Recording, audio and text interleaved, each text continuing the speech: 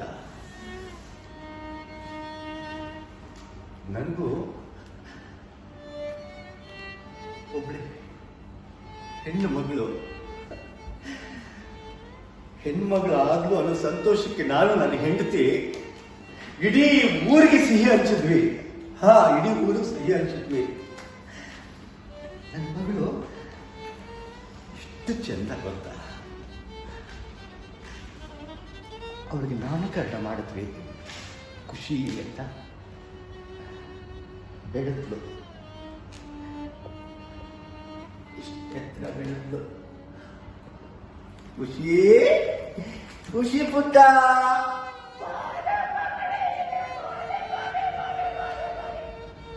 ಪುಟ್ಟಿ ನಿಂಗೆ ಒಂದು ರೈಮ್ ಹೇಳ್ಕೊಡ್ಲಾ? ಹೇಳು. ಅದೇ ಅವತ್ತು ಹೇಳ್ಕೊಟ್ಟಿದ್ದಲ್ಲ, ರೈಮ್ ಹೇಳು.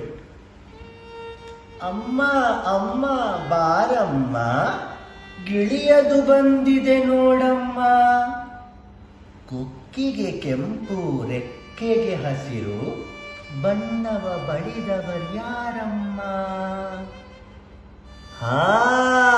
ಆ ರೈಮು.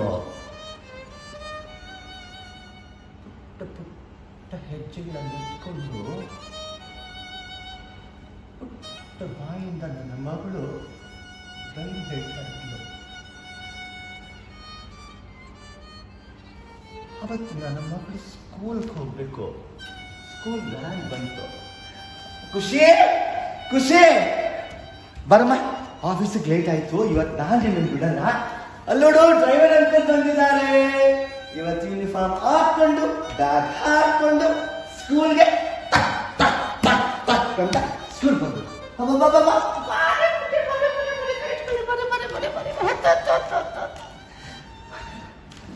ಬಾಯ್ ಖುಷಿ. ನನ್ನ ಮಗಳು ಸ್ಕೂಲ್ಗೆ ಹೋಯ್ತು, ನಾನು ಆಫೀಸ್ ಹೋದೆ.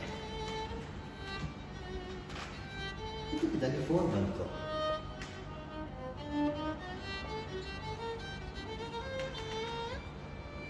ನಾಲ್ಕೂವರೆ ಆದರೂ ಮಗಳು ಸ್ಕೂಲಿಂದ ಬಂದಿದ್ದಾರೆ ಅಂತ ನನ್ನ ಹೆಂಡತಿ ಕಾಲ್ ಮಾಡಿದ್ಲು. ನನಗೆ ಸ್ವಲ್ಪ ಆತಂಕ ಆಯಿತು. ಹೋಗಿರ್ಬೋದು. ತಕ್ಷಣ ಮನೆಗೆ ಹೋದೆ. ಅಕ್ಕಪಕ್ಕ ಮನೆಯವನ್ನೆಲ್ಲ ವಿಚಾರಿಸಿದೆ. ಎಲ್ಲಿ ಹೋದ್ಲು? ಖುಷಿ ಪುಟ್ಟ, ಖುಷಿ ಎಲ್ಲೇ ಹೋದ್ಲವಳು? ಖುಷಿ ಪೊಲೀಸ್ ಸ್ಟೇಷನ್ ಕಂಪ್ಲೇಂಟ್ ಕೊಡ್ಬೇಕು ಅಂತ ಕಂಪ್ಲೇಂಟ್ ಕೊಟ್ವಿ. 3 ದಿನ ಆದ್ಮೇಲೆ ನೋಡ್ತೀವಿ, ಚಿಕ್ಕದ ತಂದ್ಕೊಡ್ತೀವಿ, ಮನೆಗೆ ಹೋಗಿ ಅಂದ್ರು. 4 ದಿನ ಆಯ್ತು, ಫೋನ್ ಬಂತು.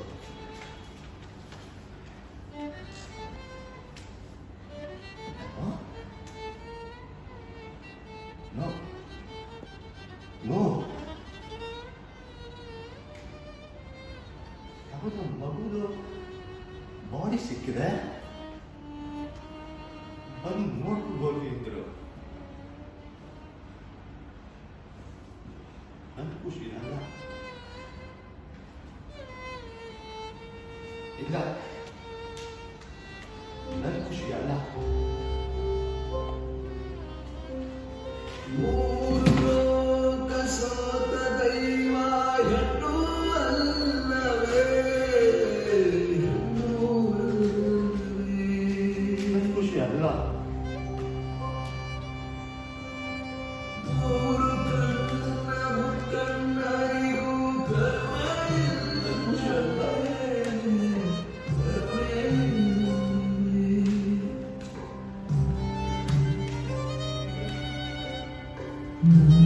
जीवन ज्योति